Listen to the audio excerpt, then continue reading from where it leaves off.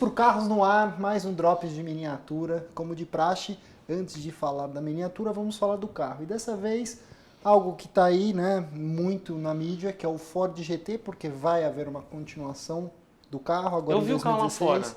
fora. A frente é bonita, a traseira é horrível porque tem uns porquinho. pedaços tudo...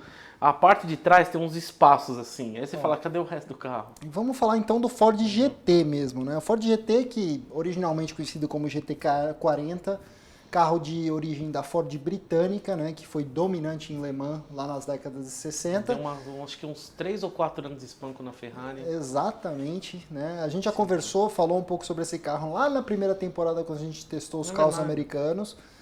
Mas chegou a hora de falar um pouco mais em detalhes sobre a história do GT, que o GT que vocês estão vendo aqui na frente de vocês em miniatura foi uma releitura feita pela Ford do clássico GT40 lá de Le Mans da década de 60, né? No caso, o Ford GT ele foi lançado essa repaginação em 2005, né? Os primeiros proprietários começaram a receber o carro em 2004. Diga-se de passagem até que, se não me engano, foi um executivo da Microsoft que teve o bragging rights de comprar o primeiro Ford GT num leilão, acho que, se não me engano, da Bonhams.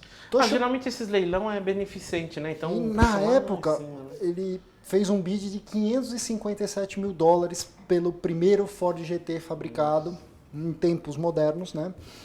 E aí, obviamente, o carro depois veio a ser precificado em cerca de $145 mil. Foi uma tiragem limitada, 2005 e 2006, né? É um carro que a Ford, quando lançou, ela não escondia que ela queria montar um carro que fosse dar uma porrada bem dada na Ferrari na época, né? O desenvolvimento do carro foi em cima da 360 Model, né? Eles pegaram, e tem, acho que, não sei se era o Discovery Channel, que pegavam na cara de pau, você viu o desenvolvimento, tá? A Modena lá junto, os caras, tem que andar, vai ter que andar. E foi isso daí, foi baseado, eles tiveram a surpresa, mas ainda anda na frente da Challenge Stradale. Então eles não imaginavam que ia ter um modelo semi-pista. Exato. Mas assim, foi um carro muito bem sucedido mecanicamente, mas assim, não dá pra esconder uma coisa, né? Quem pensa que o Ford GT é um carro puramente norte-americano engana-se ferradamente, porque... Eu acho que a única coisa americana que tem no carro é o motor, que o motor é da Lightning. Exato, porque o resto do carro foi desenvolvimento da Ford britânica. Tem suspensão, é o pessoal da Lotus que fez. Os retrovisor central, se eu não me engano, é do Focus, é de uma versão do Focus RS, eu não me lembro. O pessoal fez alguma coisa a suspensão é Lotus, mas o câmbio era alguma coisa da Aston, tinha detalhes da Aston Martin. Eu acho que era o volante, era baseado em um modelo da Aston Martin. Então, assim, o carro no geral acho que é americano mesmo, assim, puramente americano. Ele não é um irmãozinho do Dodge Viper, muito menos um primo do Corvette. Mas eu acho que ele até se coloca numa categoria acima desses carros, ele entra meio que num panteão de super carro mesmo. Na época, motor V8, 5.4 Supercharger, bloco de alumínio, pistão forjado. Né? Isso tudo fazia com que o Ford GT rendesse 550 HPs e 70 kg de torque. Né?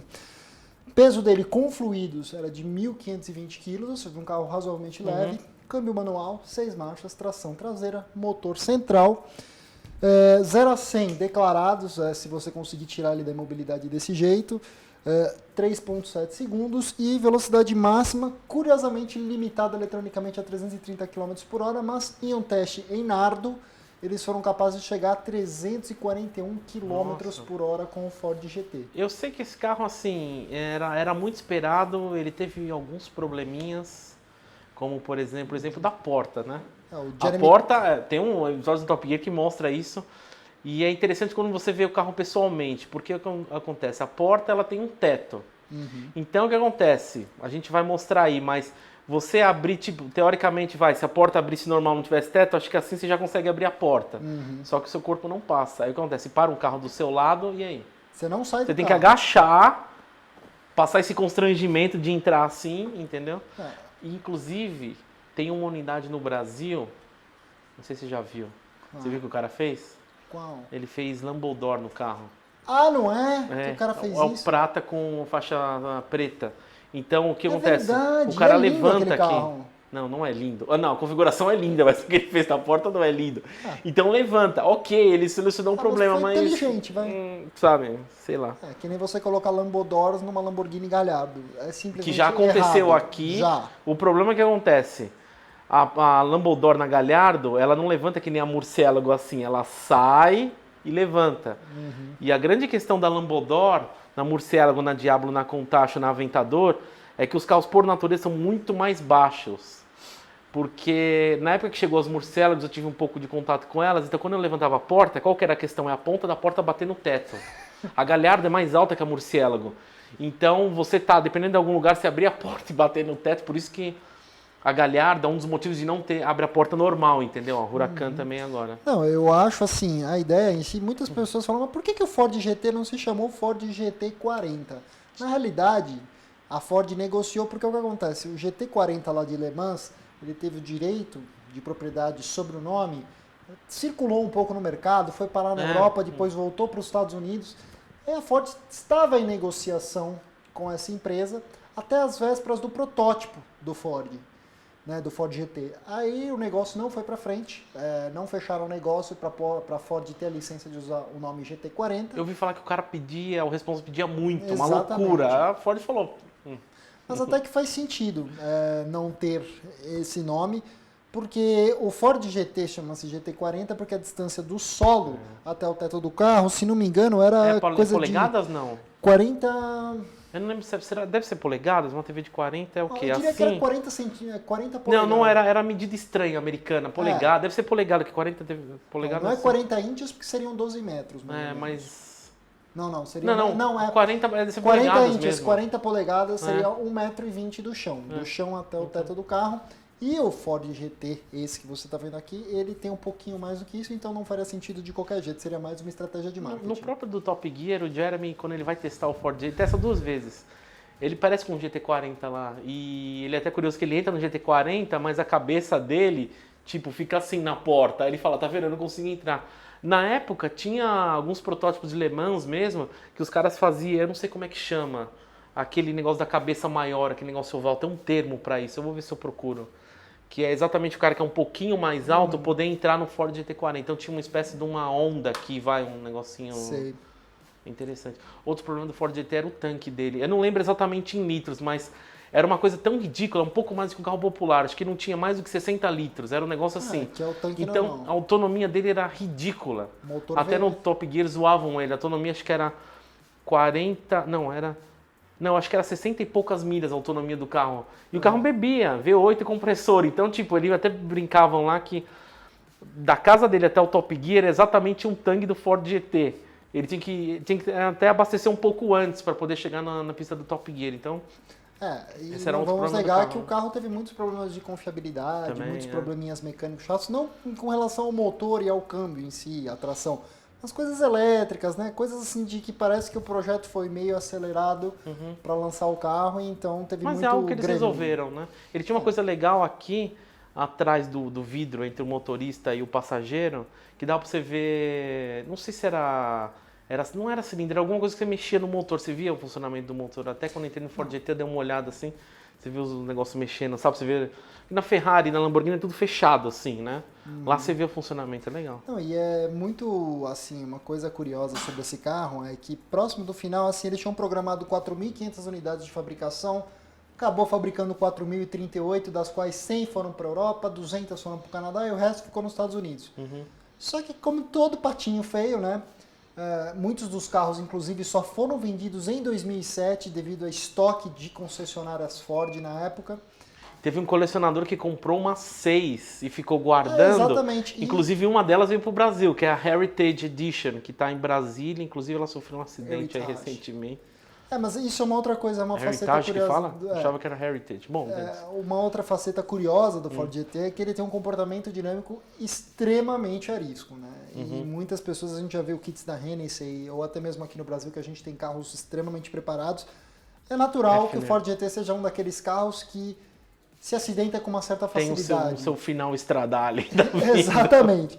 Só que o que acontece é isso, né? Os carros encalharam, aí algumas pessoas mundialmente tiveram essa visão de vou comprar as unidades remanescentes. É interessante que acabou assim, ficou um momento carreira GT. O pessoal não queria mais, mas ficou naquela, tinha mais unidades sobrando, a SLR também teve esse negócio. Aí daqui a pouco parou, passou-se alguns anos e o preço... Exatamente. Levantou Tanto é voo, que, né? assim, de 145 mil dólares, algumas unidades sendo vendidas a 100 mil dólares em 2007 para queimar mesmo. Um cara pegou esse 1 milhão, comprou 10 Ford GTs e inundou o mercado com eles recentemente. Em termos de preço, hoje um Ford GT ele vende algo na média entre, dependendo da quilometragem, estado de conservação, de 250 mil dólares até 350 mil dólares. Mas, curiosamente, outro dia a gente estava vendo um programa no Discovery Turbo até, que era de leilão, e um carro desses foi leiloado por um valor irrisório, acho que foi, se não me engano, 140 mil dólares até. Mas isso, o programa do Discovery Turbo deve ter sido gravado lá em 2010, entendeu? Hoje o que importa é que o carro realmente vale muito dinheiro, é extremamente colecionável e é um carro que tem muito, apesar de não ser uma fabricação pura do Tio Sam, ele é um carro que tem muito da aura norte-americana, motorzão V8, Supercharger. E disse de passagem, vocês vão ver inserts aí, bota um trecho de um Ford GT acelerando, o ronco dele passando e de dentro.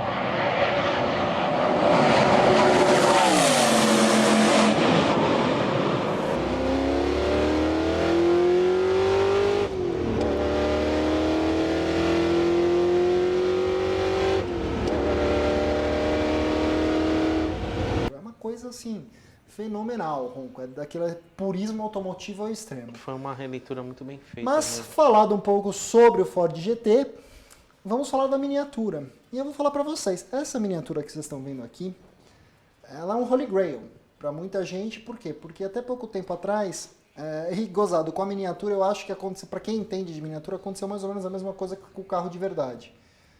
Porque a primeira edição da AutoArt na série Millennium, que é aquela caixa fechada com a foto do carro, a caixa branca. Depois a gente pode até botar a foto da caixa aí pro pessoal ver. Ela vendia pelo preço normal, era uma miniatura que muitas pessoas queriam, era muito bacana, muito legal. Mas eu me recordo até de ir em algumas lojas na época e ver a miniatura lá disponível.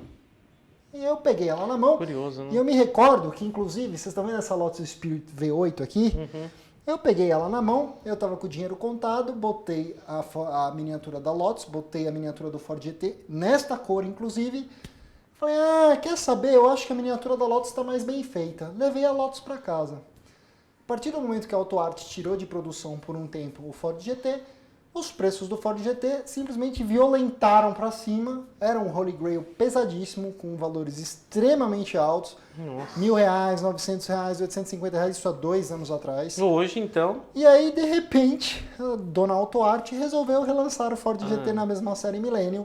Então, para todos aqueles que pediam muito caro nos seminovos, nas miniaturas seminovas, a AutoArt foi lá e relançou o modelo, inclusive numa versão que, assim... como eu posso dizer, é basicamente a mesma miniatura de antes, só que um pouquinho mais. Novas tecnologias de fabricação de miniatura fazem a diferença e isso é evidente. Essa sua é da nova leva ou da antiga Essa é da nova. Então por isso que você tem aqui? Exatamente, porque eu me senti revoltada, que nem eu não vejo a hora da AutoArt lançar novamente o Corvette C06 C6. Que é uma miniatura que é outro Holy Grail, que merece um lugar na coleção de toda pessoa que gosta de carro de miniatura, mas que é um preço praticamente proibitivo. Entendeu? Então a AutoArt relançou recentemente essa miniatura. Eu acredito até que a essa altura, eu comprei ela faz o quê? Uns 2 meses mais ou menos. Ela ainda esteja em estoque, ela seja atingível, ela pode ser comprada. Infelizmente a questão cambial é um grande entrave, ela é uma miniatura de 130, 140 dólares. Conforme disponibilidade, aí pode colocar que você vai gastar uns bons 550, 600... R$800. Obrigado. 800 reais. É a Millennium? Só tem ela. Você pode comprar em preto, tem amarela, tem outras cores, mas eu acho que para esse carro... Amarela deve ser com faixa preta, né? Tem aqui uma LM Spec Caron Black Test, 1.800 kg. Então. Eu acho particularmente que os preços até vale a pena para você que está com o budget mais restrito apertar alguém que tem uma versão antiga, porque não faz sentido você pagar mais caro na versão antiga que não tem tanta tecnologia e tanta inovação em cima deste como esta miniatura. Mas é isso, AutoArt Millennium, tá aí o Ford GT, vocês estão vendo cenas deles. Eu achei uma releitura demais, meu. A Lamborghini devia ter lançado a releitura do Miura, desse que teve um tempo atrás. Puta, aquele carro é lindo também, eles deviam ter lançado. Eu acho que na onda retrô, né, que começou ali nos anos 2005, né, a releitura do Mustang, aí o Ford GT, depois o Challenger, o o Challenger. Camaro. Foi uma releitura que modernizou, Foi uma moda, né? mas que pegou. Eu acho que foi uma coisa muito legal para a indústria americana. Eu não estou questionando a capacidade técnica dos carros, mas que foi muito bem feito, foi muito legal mesmo. E tá aí. Eu acho que Ford GT, acho que é o grande carro americano dos anos 2000. Eu acho que é um americano que eu não andei, além do Hellcat, que eu gostaria muito de dar uma volta. Eu também. Quem sabe o nosso amigo que está adquirindo um não legal. nos leva para dar uma volta eventualmente, né? Mano. Bom, a gente fica por aqui, a gente espera que vocês tenham gostado. Qualquer dúvida, pergunta sobre o carro, sobre a miniatura, deixa aí nos comentários. E até a próxima, gente. Valeu. Valeu.